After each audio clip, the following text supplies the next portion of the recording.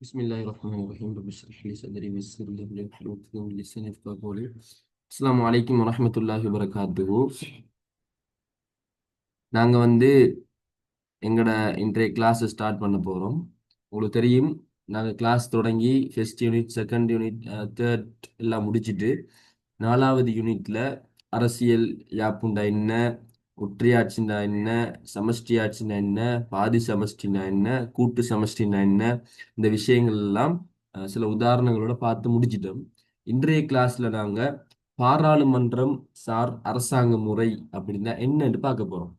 பாராளுமன்றம் சார் அரசாங்க முறை அப்படின்னா என்னன்னு பார்க்க போறோம். இதுக்கு ஒரு சிம்பிளான உதாரணம் சொல்லிட்டு நாங்க பார்ப்போம். நீங்க உங்களோட வீட்டில் இருக்கிறீங்க. அப்ப வீட்டில் எல்லாருமே இருந்து ஒரு தீர்மானம் ஒன்று எடுக்கிறீங்க. நாங்க அடுத்த வாரம் ஒரு ட்ரிப் கொண்டு போவோம். நாங்க அடுத்த வாரம் ஒரு ட்ரிப் போவோம் அப்படின்னு ஒரு தீர்மானம் எடுக்கிறீங்க.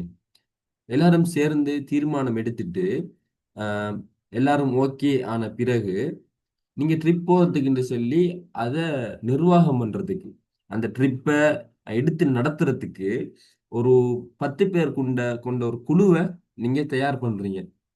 உதாரணமா உங்களை எல்லார்ட்டையும் பணத்தை வாங்குறதுக்கு, சல்லியை வாங்குறதுக்கு பொறுப்பா போடுறாங்க. உங்களோட இன்னொரு சகோதரிய ட்ரிப்புக்கு போற சாமான் எல்லாம், தேவையான சாமான் எல்லாம் கலெக்ட் பண்றதுக்கு போடுறாங்க. இன்னொரு சகோதரிய பஸ் புக் பண்றது, அதே போல அதுக்கு போடுறாங்க. இன்னொருவங்களோட சகோதரனை ட்ரிப் போற இடம், எந்தெந்த இடத்தை செலக்ட் பண்றதுக்கு போடுறாங்க.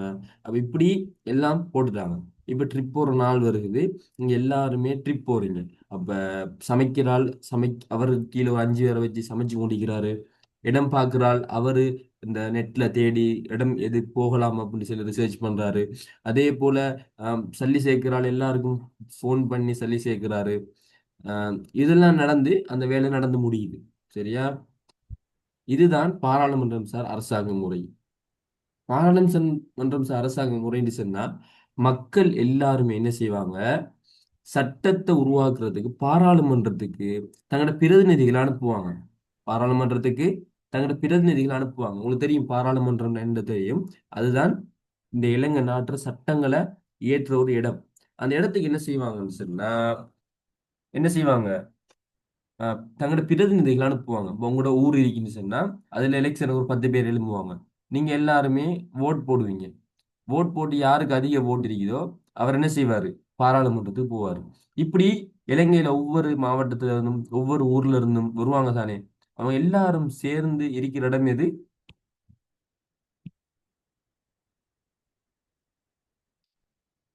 உம் நான் பேசுறது கிளியரா விளங்குதா?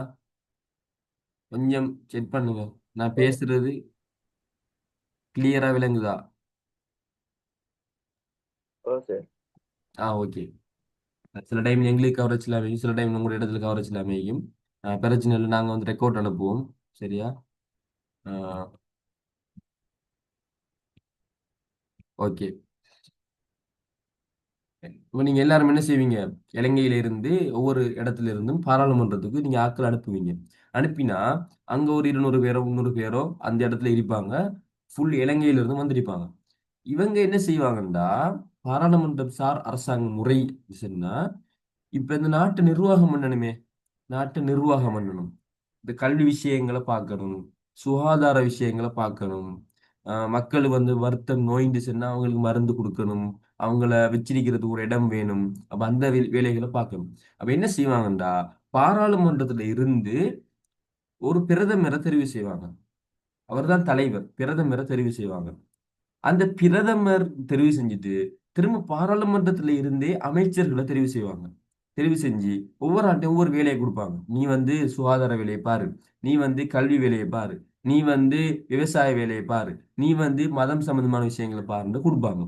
அவர் என்ன செய்வாரு, அவருக்கு கீழே கொஞ்சம் பேர் ஆட்களை வச்சுட்டு அந்த நாட்டை நிர்வாகம் பண்ணி கொண்டிருப்பாரு. இதுதான் பாராளுமன்றம் சார் அரசாங்க முறை. இங்க சட்டத்துறைக்கும் நிர்வாக